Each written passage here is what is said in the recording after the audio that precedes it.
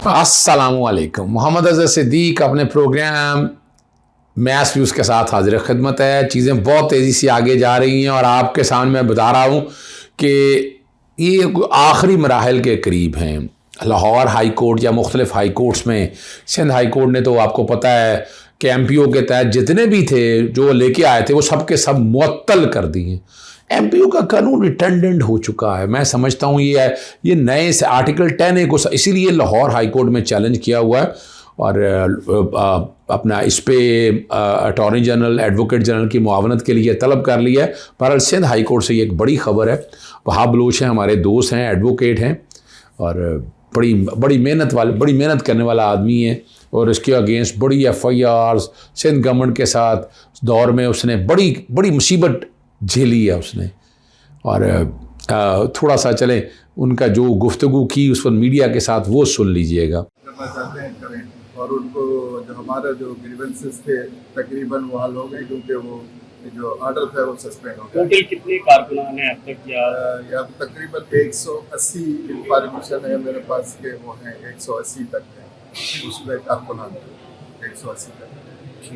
अब आते हैं आपको लेकर, अच्छा यहाँ बात करेंगे जो अच्छा शुरू में बताता चलूँ, एक वो रिव्यू के हवाले से ना उसमें अपील फ्राहम करने के कॉन्टेक्स्ट में एक नया कानून बनाया है। अच्छा, नया कानून भी वो चैलेंज हो सकता है, लेकिन अभी फ़िलहाल मैं उसमें नहीं जाना चाहता। अभी उसके जो नवाज शरीफ को फ़ायदा लेना उसमें मैं गुफ्तगू करूँगा। आज सुप्रीम कोर्ट के सामने जब आया बात, ये मेरे नॉलेज में ये था, ये जो कानून था ना जब ये बिल की शक्ल में आया तो था, लेकिन वो एक सवाल पैदा हुआ कि सदर पाकिस्तान ने क्यों इसमें अपना एसेंट दे दिया। अच्छा, इसको छोड़े, सवाल ये नहीं, मैं उसमें गुफ्तगू करूँगा। आज नज़रसानी वाला जो है इलेक्शन कमीशन के केस वो अपना जो है ना बुनियादी तौर पर उसके हवाले से समाअत थी। आज नज़रसानी तो नहीं कह सकते हैं, बुनियादी तौर पर तो वो जो है ना कमीशन बनाने वाला जो है ना उसकी केस की समाअत थी आज। तो उसमें जो भी गुफ्तगू हुई है वो मैं सुप्रीम कोर्ट में वो बात करूँगा आपको। और एजाज चौधरी खड़े हैं, वो कहता है मैं नहीं पीछे हटने वाला, वो लाहौर हाई कोर्ट में। और जस्टिस जमालुल हक पन्नू साहब के बड़े अहम रिमार्क्स हैं, वो गुफ्तगू करते हैं जी। और सबसे पहला जो बात मैं कर लूँ कि लाहौर हाई कोर्ट के रजिस्ट्रार ऑफिस ने बतौर मुस्लिम लीग नून को सदर बहाली में दरख्वास्त पर एतराज़ दायर कर दिया। सुप्रीम कोर्ट ने नाहल किया, हाई कोर्ट समाअत नहीं कर सकती। बिल्कुल सही है, नहीं, ये तो है ही नहीं, समाअत ही नहीं है। और इमरान खान, शेख रशीद, ये जो बुनियादी तौर पर उस वक्त जो पटिशन जिस पर नाहली हुई थी उनको फरीक बनाया गया। कौमी असम्बली के लिए नाहल कर दिया था, सरबराही से हटाने की दरख्वास्त दायर कर दी है। 2018 में सदारती से ओहदे से हटाने का हुक्म दिया था। और ये जो साथ वो अपने तौर पर ले रहे हैं कि इमरान खान साहब को भी NA 95 में इमरान खान को नाहल कर दिया था। इमरान खान को पार्टी सरबराह से नहीं हटाया गया और अदालत नवाज शरीफ को पार्टी सरबराह पर बहाल करने का ये दरख्वास्त नाकाबिले समाअत है। ये ज़रा ज़हन में रख लीजिएगा, ये ज़रूरी है ताकि आप समझ सकें। एक और बात जो है, खदीजा शाह के हवाले से तबीयत नासाज होने का मामले में ये मेडिकल और मुलाकात के हवाले से दरख्वास्त दायर की थी वहाँ एंटी टेररिज्म कोर्ट से। जेल हुकाम से खदीजा की मेडिकल रिपोर्ट तलब करने का कहा गया था, मुलाकात की इजाज़त दी जाए और गिरफ़्तार हुए फैमिली को मिलने नहीं दिया जा रहा। इनके बारे में FIRs और डिटेल्स लाहौर हाई कोर्ट के अंदर उसमें कि कितनी FIRs हैं वो तफसीलात मेरे दफ्तर की तरफ से दायर की हुई हैं और उसमें बात होनी है सारी, और वहाँ से पता चल सकेगा कि हालात और क्या है। एक जो बात है जो बुनियादी तौर पर जो समझने वाली बात है, अस्करी टावर हमला, फायरिंग और जलाओ घराव का केस है। एजाज चौधरी जिस्मानी रिमांड की सज़ा मुस्तरद कर दी है। 14 रोज़ा जुडिशल रिमांड पर जेल भेज दी है। 3 रोज़ा जिस्मानी रिमांड मुकम्मल होने पर अदालत में पेश हुआ था। मुलज़िम मुआफ़िल की बरामदगी और मज़ीद तफ्तीश के लिए जिस्मानी रिमांड में तोसी दी जाए। एडमिट जज जो है ना अबर गुल ने समाअत की और वहाँ उन्होंने जो गुफ्तगू की है एजाज चौधरी साहब ने, मैं चले चलाना किया, उन्होंने कहा कि मैं खड़ा हूँ यहाँ पर, मैं पीछे नहीं हटने वाला। अक्सर तरीके इंसाफ को छोड़ने की बातें हो रही हैं आपके हवाले से, क्या मेरे हवाले से कोई कह सकता है कि मैं छोड़ दूंगा? कोई कह सकता है?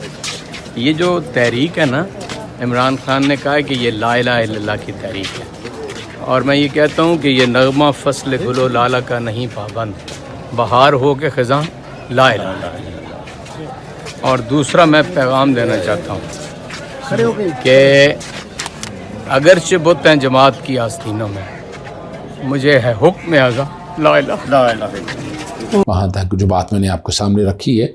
और ये जो है ना, ये अब जो ख़ास तौर पर जो रिमार्क्स हैं 9 मई के हवाले से, वो खातून की बाजियाबी के हवाले से है। DIG इन्वेस्टिगेशन कामरान आदिल अदालत में पेश हुए, शनाख्त परेड मुकम्मल रिपोर्ट तलब कर ली है।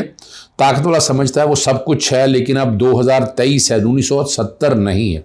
जैसे इनवारुल हक पन्नू, पुरअमन एहतजाज हर किसी का हक है, 9 मई को जो कुछ हुआ उसके हक में नहीं। पुरअमन एहतजाज करने का हक ख़त्म करके किसी को इस हद तक नहीं पहुँचना चाहिए। ये ताकत से हल वाला मसला नहीं, जो समझते हैं वो देख लें।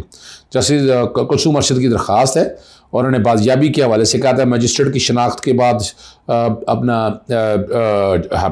शनाख्त पीरियड के लिए जेल भिजवा दिया था।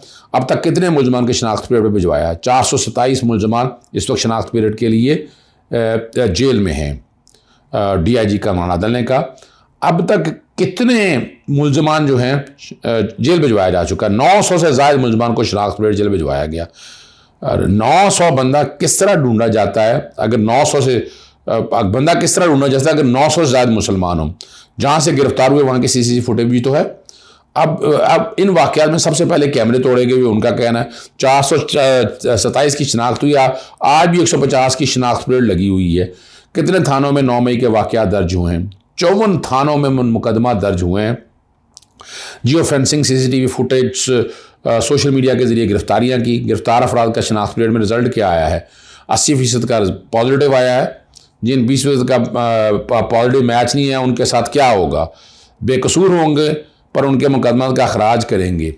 9 से 13-14 मई तक वाक़यात हुए। ये पूरी तफसीलात हैं जो वो सारी रखी हैं। अब आपके सामने मैं जो अब आते हैं हम आखिरी काम की, वो कानून जो है वो बैकग्राउंड पे चल रहा है 2 सफ़ों के ऊपर।